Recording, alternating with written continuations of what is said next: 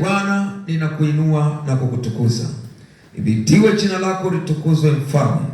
Tazama, tuko mbele zako, tunatamani kusikia kutoka kwako. Bwana, tufungue masikio yetu ya rohoni na macho yetu ya rohoni, na uiandae mioyo yetu Bwana kulipokea neno lako. Bwana, ninakusihi neno la leo lisipite bure, bali likatimize makusudi ya neno hilo kuletwa kwetu. Na Bwana, ninakusihi tukaweze kuyatendea kazi maneno yako, ili tuzidi kuwa imara zaidi na kuyafanyia kazi haya. Asante Mungu mwema, kwa kweli mwaminifu, uko pamoja nasi kwa utukufu wako, katika jina la Yesu, amen. Tutakwenda kujifunza somo la muhimu sana kwa kila anayesikia. Somo hili litamsaidia, litampa kutoka hatua moja kwenda hatua nyingine ya msingi sana katika roho zetu, na hatimaye tutaweza kuyafanya mapenzi ya Mungu aliyetuokoa, na kupitia tena fundisho hilo litatusaidia kipekee. Utaandika kichwa cha somo letu siku ya leo ni Mungu akiwapo upande wetu. Mungu akiwapo upande wetu. Na neno hili la Mungu tunalipata neno letu la msingi katika kitabu cha Warumi sura ile ya 8. Warumi 8, tutaangalia mstari wa 31 mpaka 32. 31 na mstari wa 32. Neno la Mungu linasema, basi tuseme nini juu ya hayo? Mungu akiwapo upande wetu, ni nani aliye juu yetu?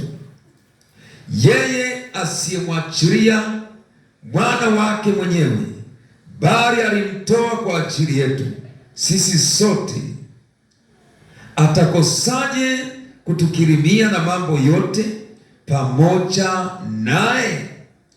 Tarudia neno la Mungu, sura ya 31-32. Basi tuseme nini juu ya hayo? Mungu akiwapo upande wetu, ni nani aliye juu yetu?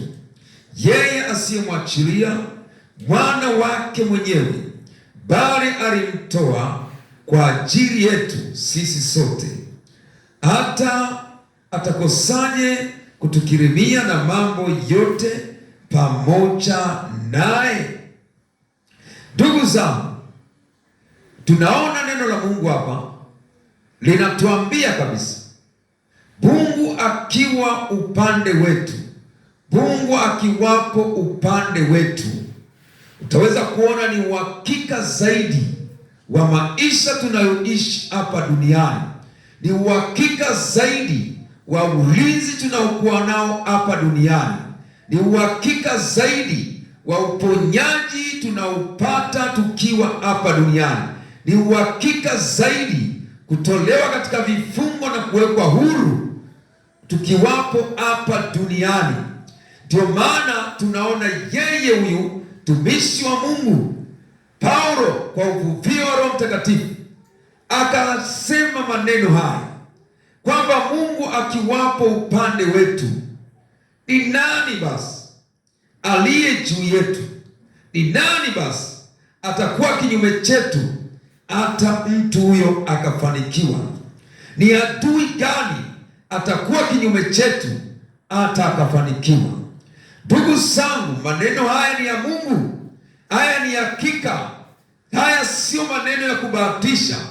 Haya sio maneno ya mfalme fulani hapa duniani. Haya sio maneno ya kiongozi yoyote hapa duniani. Haya sio maneno ya daktari bingwa. Haya ni maneno ya Mungu mwenyewe aliye hai. Kwa hiyo ikiwa amesema ni nani, Mungu akiwapo upande wetu, hiyo ni hakika zaidi ya usalama ambao huwezi kuupata sehemu nyingine yoyote ile. Kwa hiyo unaona kwamba upande wetu ni nani aliye juu yetu? Hakuna. Nasema hakuna kwa uhakika. Neno la Mungu ni kweli, nalo limehakikishwa. Sasa basi, kiangalia katika Zaburi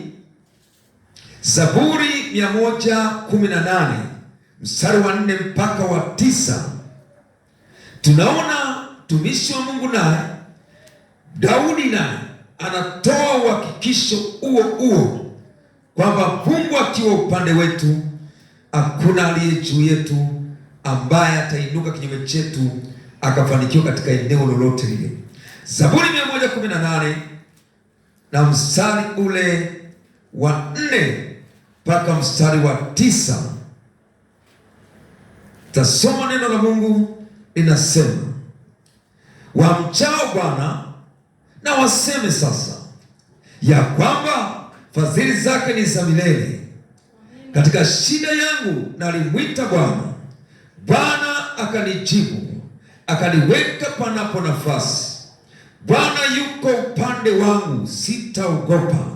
Mwanadamu atanitenda nini? Bwana yuko upande wangu, msaidizi wangu. Kwa hiyo nitawaona wanaonichukia wameshindwa. Ni heri kumkimbilia Bwana kuliko kuwatumainia wanadamu. Ni heri kumkimbilia Bwana kuliko kuwatumainia wakuu. Kwa hiyo unaweza kuona ni heri kumkimbilia Bwana, ni heri kumtumainia Bwana kuliko kuwatumainia wanadamu, kuliko kuwakimbilia wakuu.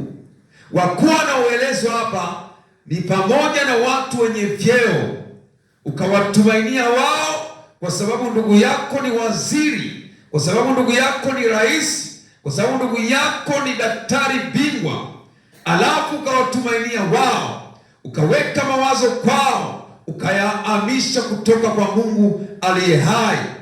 Ndio maana kule kumtegemea mwanadamu, Mungu anatamka laana kwa mtu huyo. Anasema amelaaniwa ndiyo yote amtegemeaye mwanadamu, amfanyaye mwanadamu kuwa kinga yake, na moyoni mwake amemwacha Bwana. Mungu anataka tunapomfahamu yeye na kujua huyu ndiye Mungu wa kweli, tuweke mawazo yetu kwake, tumaini letu lote liwe kwake, tegemeo letu liwe kwake na si vinginevyo. Lakini leo hii tumefikia mahali tunapokutana na shida, tunapokutana na mateso, tunapokutana na magonjwa, tayari kwa sababu yuko daktari bingwa amesema tarehe fulani nikaonane naye, mawazo yote unayahamishia huko, tumaini lako lote unalihamishia huko. Ndugu yangu, huko ni kumtegemea mwanadamu. Kwenda hospitali sio dhambi, kukutana na daktari bingwa sio tatizo, lakini tunachotakiwa lazima tumtumaini Mungu zaidi kuliko yule daktari. Maarifa aliyonayo amepewa na Mungu, na maarifa yoyote unaona duniani ni Mungu amewapa wanadamu, ili kwa kusaidiana na kufaidiana hapa duniani, hatimaye wao wasimame kwenye nafasi fulani. Lakini bado naye ni mwanadamu. Ndio maana hata daktari bingwa anaugua, daktari bingwa anakufa pamoja na udaktari wake. Vile vile hata usiweke tumaini lako, tegemeo lako, wanatajwa wakuu. Hata angekuwa rais ni ndugu yako, usiweke tumaini lako huko, usiweke tegemeo lako huko, bado utakuwa ni kinyume na mpango wa Mungu. Kwa hiyo hapa tunaona yeye anasema kwamba wale tunaomcha Mungu tuweke tegemeo letu, kimbilio letu awe ni Mungu aliye hai na si wanadamu. Ndipo tutamwona Mungu akitusaidia na kutuwezesha. Lakini vile vile, kwa nini tunaona Daudi alisema maneno haya hata akajihakikishia? Ndugu zangu, Mungu huyu tuliyemwamini, Mungu huyu ukishamwamini, mwanadamu ni nani? Anasema sitaogopa, mwanadamu atanitenda nini? Tunaona Daudi anakutana na Goliath aliyewatetemesha jeshi la Israeli, wakatetemeka. Kila alipotoka kwenye uwanja wa vita aliwatukana, akanena maneno ya kejeli, akanena maneno ya vitusho, wakakimbia. Kile Daudi alipokwenda, ametumwa na baba yake aende kaone ndugu zake wanaendeleaje, kapewa na vitu fulani fulani wapelekee ndugu zao. Tunaona anafika, anamkuta ndio ametoka Goliati kuwatukana kwenye uwanja wa vita. Akasema huyu ni nani? Huyu ndio anaotukana hivi? Huyu asiyetahiriwa, huyu Mfilisti, Akasema, hivyo mimi nikimkabili na kumuua itakuwaje? Akasema, mfalme ameahidi hivi, mtu atakayemkabili na kumuua atamfanyia haya, atamfanyia haya, atamfanyia haya. Akasema, mimi hapa nitakwenda kumkabili. Ndugu zangu, ili alimjua Bwana aliyembeba, alimjua Bwana aliye ndani yake, akatoka kwenye uwanja wa vita. Tunaona akashinda vita kwa kishindo kikubwa. Lakini hebu tujikumbushe katika kitabu kile cha Samueli wa kwanza sura ile ya 17, tutaanzia mstari wa 38. Tunaona huku, utaisoma hiyo mstari huo, sura yote hiyo ya 17, lakini mimi ninakwenda moja kwa moja kwenye pointi yetu katika kitabu kile cha Samueli wa kwanza 17 mstari tutaanzia 38.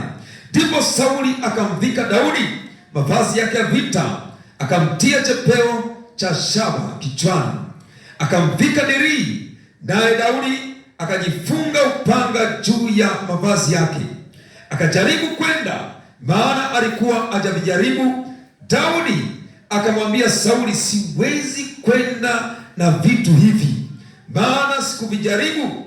Basi Daudi akavivua, akachukua fimbo yake mkononi, akajichagulia mawe laini 5 katika kijito cha maji, akayatia katika mfuko wa kichungaji aliyokuwa nao, maana ni mkoba wake, na kombeo lake alikuwa nalo mkononi mwake. Akamkaribia yule Mfilisti. Huyu Mfilisti naye akamsogelea Daudi na kumkaribia, na mtu yule aliyemchukulia ngao yake akamtangulia. Hata Mfilisti alipotazama huku na huku, akamwona Daudi, akamdharau, kwa kuwa ni kijana tu, mwekundu, tena sura nzuri. Mfilisti akamwambia Daudi, je, mimi ni mbwa hata umenijia kwa fimbo? Mfilisti akamlaani Daudi kwa miungu yake. Mfilisti akamwambia Daudi, njoo huku kwangu, nyama yako nitawapa ndege wa angani na wanyama wa mwituni. Ndipo Daudi akamwambia yule Mfilisti, wewe unanijia mimi na upanga na fumo na mkuki, bali mimi nakujia wewe kwa jina la Bwana wa majeshi, Mungu wa majeshi ya Israeli, uliyewatukana. Siku hii ya leo Bwana atakuua mkononi mwangu, nami nitakupiga na kukuondolea kichwa chako. Nami leo nitawapa ndege wa angani na wanyama wa nchi mizoga ya majeshi ya Wafilisti, ili kwamba dunia nzima wajue kuwa yuko Mungu katika Israeli, nao jamii ya watu wote pia wajue ya kwamba Bwana haokoi kwa upanga wala kwa mkuki, maana vita ni vya Bwana, naye atawatia ninyi mikononi mwetu. Ikawa hapo Mfilisti alipojinua akaenda akamkaribia Daudi, ndipo Daudi naye akapiga mbio akalikimbilia jeshi ili akutane na yule Mfilisti. Daudi akatia mkono wake mfukoni, akatoa umo jiwe moja, akalitupa kwa kombeo lake, akampiga Mfilisti katika kipaji cha uso. Jiwe hilo likamwingilia kipajini, akaanguka chini kifudifudi. Hivyo Daudi akamshinda yule Mfilisti kwa kombeo na jiwe, akampiga Mfilisti akamuua. Lakini Daudi hakuwa na upanga mkononi mwake. Ndipo Daudi akapiga mbio akasimama juu ya Mfilisti, akautoa upanga wake, akaufuta alani mwake, akamuua, akamkata kichwa kwa upanga huo. Nao Wafilisti walipoona ya kuwa shujaa wao amekufa, wakakimbia. Nao watu wa Israeli na wa Yuda wakainuka na kupiga kelele, nao wakawafuata Wafilisti mpaka ufikapo Gathi, mpaka ufikao Gathi, na mpaka marangoni ya Ekroni. Nao majeruhi wa Wafilisti wakaanguka kando ya njia iendayo Sharimu. Tasoma mpaka mstari wa 54. Gathi, na mpaka Ekroni. Kisha wana wa Israeli wakarudi kutoka katika kuwafukuza Wafilisti, wakateka nyara marago yao, naye Daudi akakitwaa kichwa chake yule Mfilisti na kukileta Yerusalemu, lakini silaha zake akaziweka hemani mwake. Haleluya, haleluya! Lakini kuna neno moja tunaona anamshinda Goliath, lakini kuna maneno ambayo ameongea ambayo mimi na wewe leo tunatakiwa yatutie moyo sana, yatutie moyo sana mimi na wewe, hatimaye tumjue Mungu tuliyemwamini ndiye Mungu wa baba zetu waliotangulia, Mungu wa Ibrahimu, Isaka na Yakobo, na ndiye Mungu wa Daudi, ambaye kwa huyo ndiye hata Yesu akaitwa ni Bwana wa Daudi. Sasa basi, katika mstari huu inataka ndio tutakaosimamia katika vita vya Wafilisti pamoja na wana wa Israeli. Taangalia mstari wa 46. Siku ya leo Bwana atakuwa mkononi mwangu, nami nitakupiga na kukuondolea kichwa chako. Nami leo nitawapa ndege wa angani na wanyama wa nchi, mizoga ya majeshi ya Wafilisti, ili kwamba dunia nzima ijue kuwa yuko Mungu katika Israeli, nao jamii ya watu wote pia wajue kwamba Bwana haokoi kwa upanga wala kwa mkuki, maana vita ni vya Bwana. Haleluya!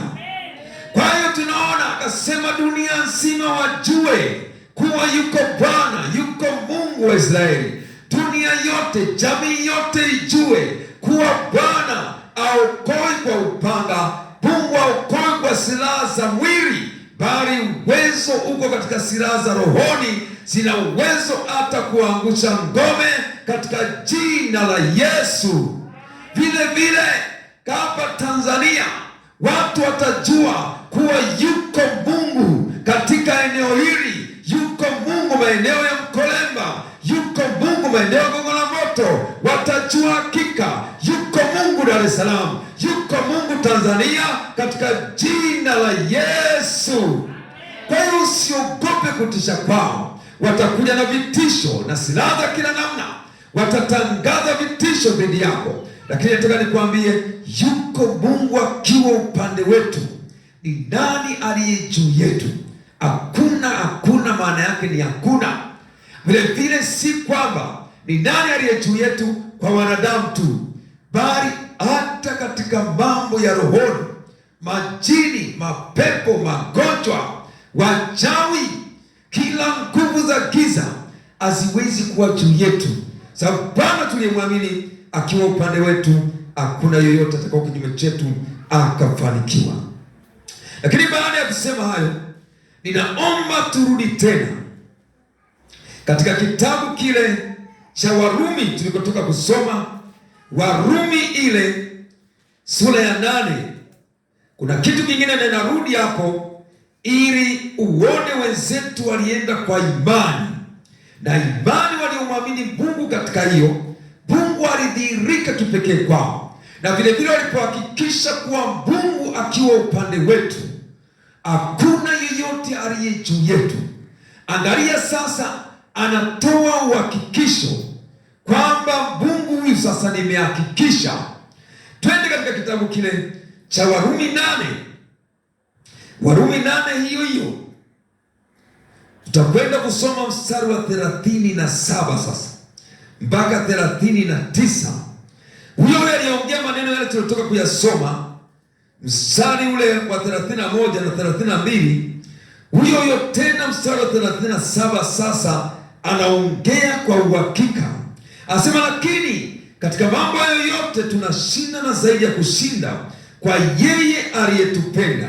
Kwa maana nimekwisha kujua hakika ya kwamba wala mauti wala uzima wala malaika wala wenye mamlaka wala yaliyopo wala yatakayokuwapo wala mwenye uwezo wala yaliyo juu wala yaliyo chini wala kiumbe kinginecho chochote hakitaweza kututenga na upendo wa Mungu ulio katika Kristo Yesu Bwana wetu. Haleluya!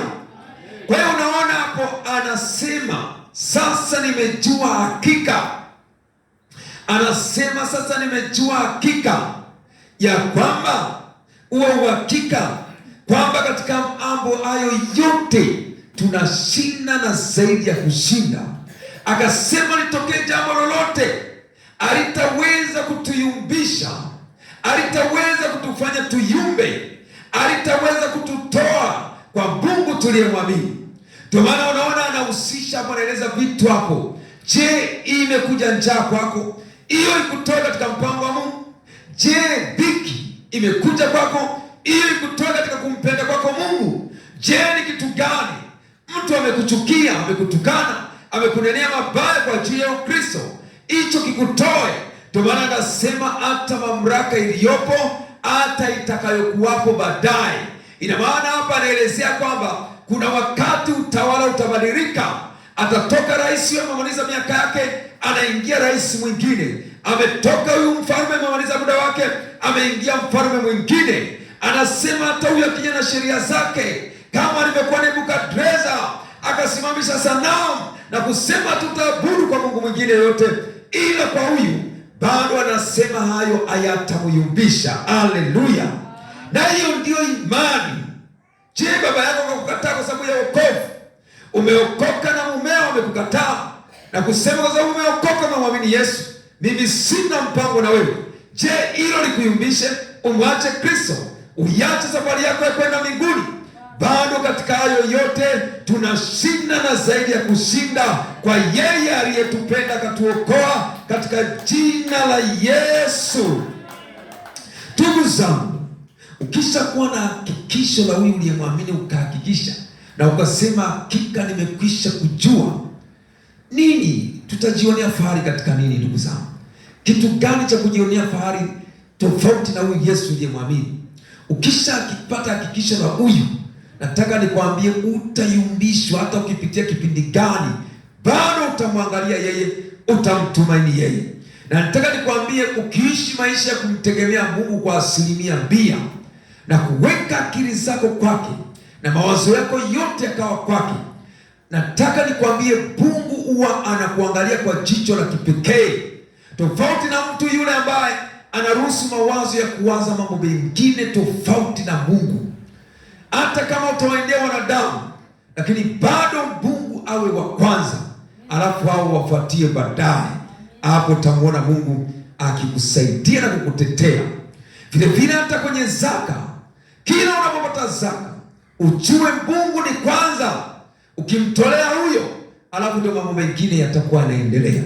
Lakini wengi leo tunakosa uaminifu katika kumtanguliza Mungu kwanza. Ukipata fedha, unaona mahitaji yako ni ya muhimu sana kuliko Mungu. Hiyo itatusababisha kuzikosa baraka nyingi, na Mungu hata kwa upande wetu. Mungu akikosa kwa upande wetu, nataka nikwambie utaingia kwenye kuharibikiwa na mambo hayataenda vizuri. Na kwa kuna mtego mmoja ambao shetani anautumia sana. Mtu anapopata fedha ndogo, huwa mara nyingi tunapuuzia kutoa zaka. Akipata 500 anaona sasa 50 tu nitoe 50 sasa, hii sioni ni kama namdhihaki Mungu. Hapana, Mungu katika mapato yako yote anatamani hata 1000 ujue 100 sio ya kwako. Weka pembeni Bwana kwanza. Na huwa kuna mtego mwingine, mtu akipata fedha nyingi, milioni 100 zimeingia kwa mkupuo, akawaza milioni 10 imtolee Bwana, anaanza kuwaza sana kwa ajili ya haya. Lakini nataka nikwambie, ukishajua hakika, hii hakika anayoelezea hapa Paulo mtume, neno la Mungu linalotuelezea hakika, nimekwisha kujua Mungu akiwa upande wetu, hakuna aliye kinyume chetu akashinda. Na vile vile hata adui anayekuhubiria usitoe, atakuwa na nguvu dhidi yako. Lakini leo hii tumeona wengi, Mungu ameshindwa kuwa upande wetu, tumezidi kuharibika katika maisha. Ukirudi katika Maraki sasa, ndio uone kinachosababisha wengi mambo yetu tunaharibikiwa. Katika kitabu kile cha Maraki sura ile ya 3, sura ya 3, angalia Mungu anasemaje. Mungu anasema hivi kuanzia mstari wa 8 mpaka wa 12. Je, mwanadamu atamwibia Mungu? Lakini ninyi mnaniibia mimi. Lakini ninyi mwasema, tumekuibia kwa namna gani? Mmeniibia zaka na dhabihu. Ninyi mmelaaniwa kwa laana, maana mnaniibia mimi na taifa hili lote. Leteni zaka kamili ghalani, ili kiwemo chakula katika nyumba yangu, mkanijaribu kwa njia hiyo, asema Bwana wa majeshi. Hakuna mahali Mungu aliporuhusu kumjaribu. Hakuna mahali anasema usimjaribu Bwana Mungu wako. Lakini katika hili Mungu amesema tumjaribu. Mkanijaribu kwa njia hiyo, asema Bwana wa majeshi. Mjue kama sitawafungulia madirisha mbinguni na kuwamwagieni baraka, hata isiwepo nafasi ya kutosha au la. Nami kwa ajili yenu nitamkemea yeye alaye, wala hata haribu mazao ya ardhi yenu, wala mizabibu wenu hautapukutisha matunda yake kabla ya wakati wake katika mashamba, asema Bwana wa majeshi. Na mataifa yote watawaiteni heri, maana mtakuwa nchi ipendezayo sana, asema Bwana wa majeshi. Lakini tunasimama hapo, atamkemea yeye alaye. Nataka nikwambie, hakuna kitu kinachosababisha Mungu aondoe mkono wake kwako pale anapoona unakula mpaka fedha ya zaka na dhabihu inayomhusu Mungu mwenyewe. Mungu anaondoa mkono wake wa ulinzi, anamwachia yeye alaye, anamwachia yeye, hamkemei. Akishaingia unategemea nini? Kwa hiyo ina maana Mungu asipokuwa upande wako, upande wa pili nani anakuwa upande wako? Shetani na majeshi yake. Kwa hiyo wakati mwingine ni rehema tu za Mungu, hata leo tunaishi, tunaendelea.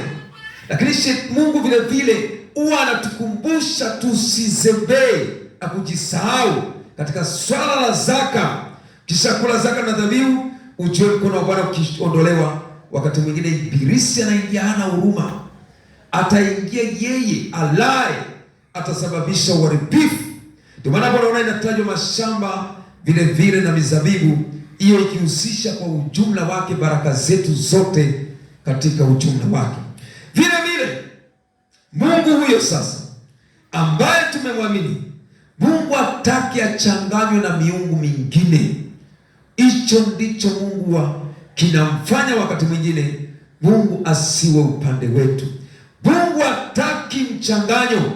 Uchanganye Mungu aliye hai, Bwana wa majeshi, Bwana aliye juu, na kumchanganya na miungu mingine. Lazima uchague ni yupi wa kumtumikia, yupi wa kumwamini, yupi wa kusimama naye. Ndio maana aliwaonya katika kitabu kile cha Kutoka. Ndilo hilo neno vile vile linatuonya leo.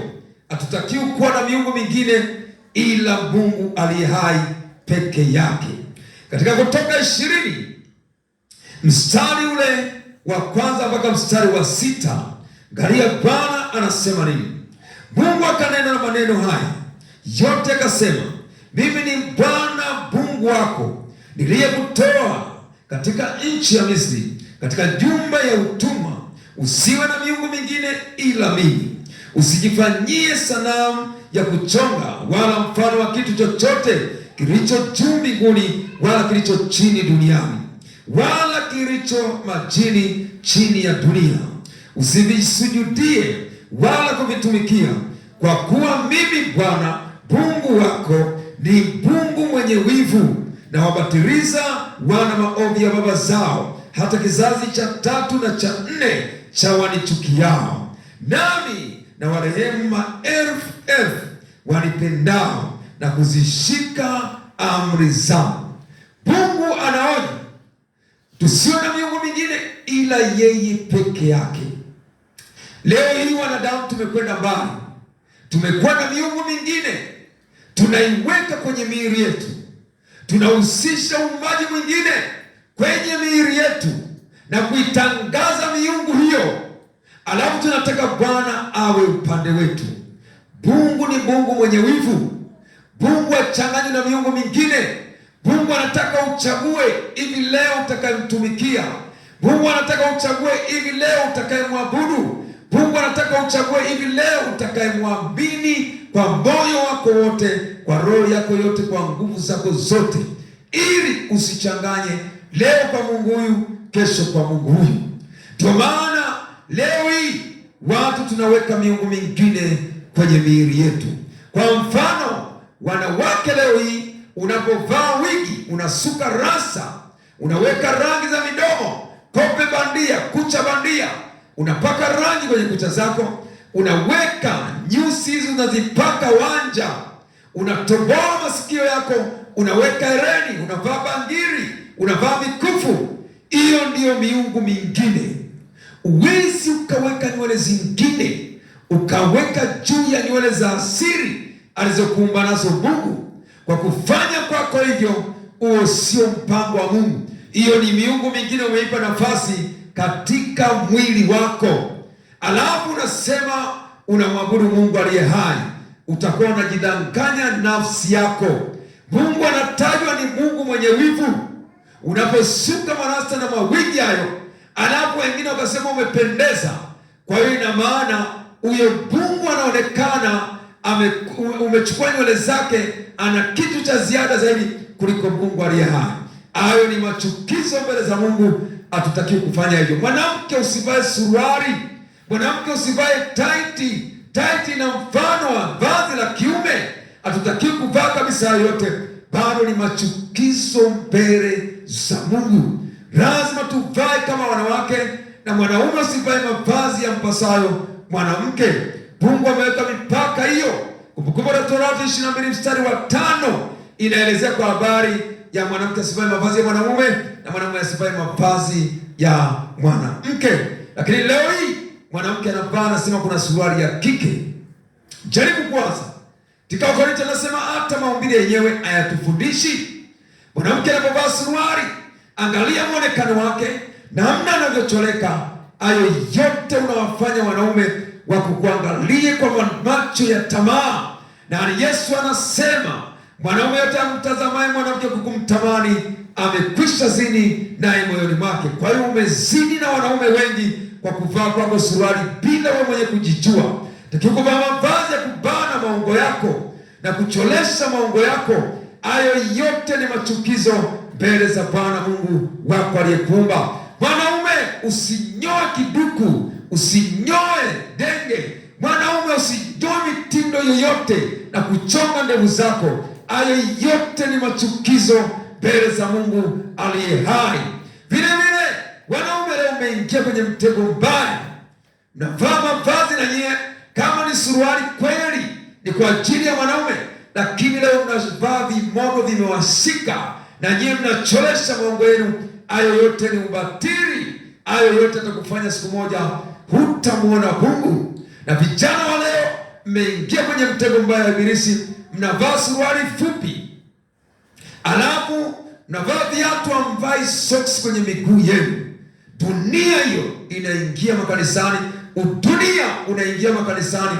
Hayo ni machukizo mbele za Bwana Mungu aliyetuokoa. Lakini vile vile katika kitabu kile cha Kutoka 14 Bwana akitupigania, akiwa upande wetu, ushindi kwetu ni lazima, sio kubahatisha. Katika kitabu kile cha Kutoka 14 tuangalia mstari wa 13 na mstari ule wa 14. 13 na mstari ule wa 14. Neno la Mungu linasema,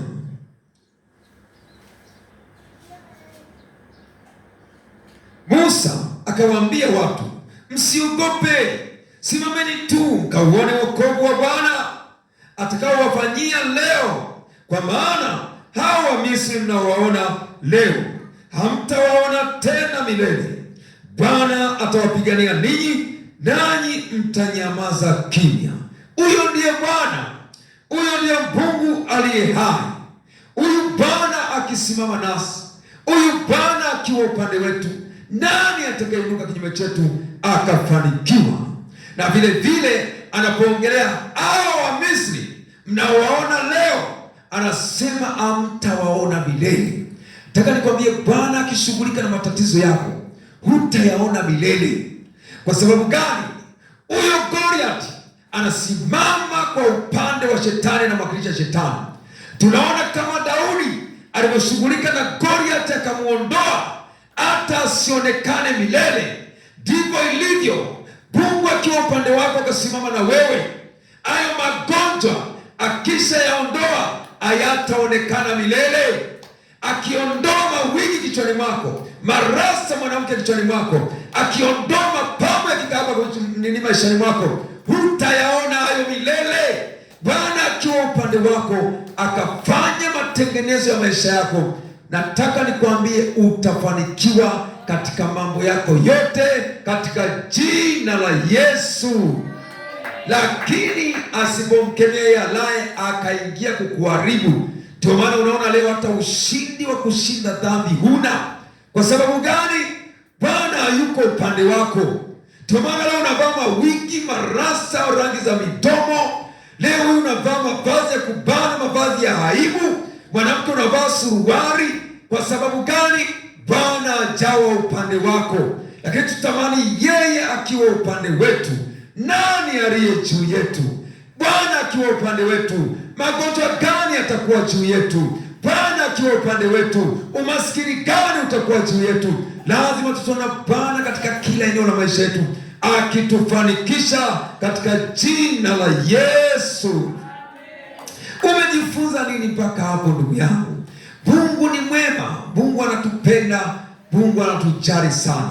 Tutamani huyo awe upande wetu kwa kuzishiriki baraka zake, na zaidi sana uwe mtu wa kuziungama dhambi na kuziacha na kukaa kwenye mafundisho ya kweli katika jina la Yesu. Mungu akubariki. Haleluya, haleluya. Mshangilie Bwana. Haleluya, haleluya, haleluya.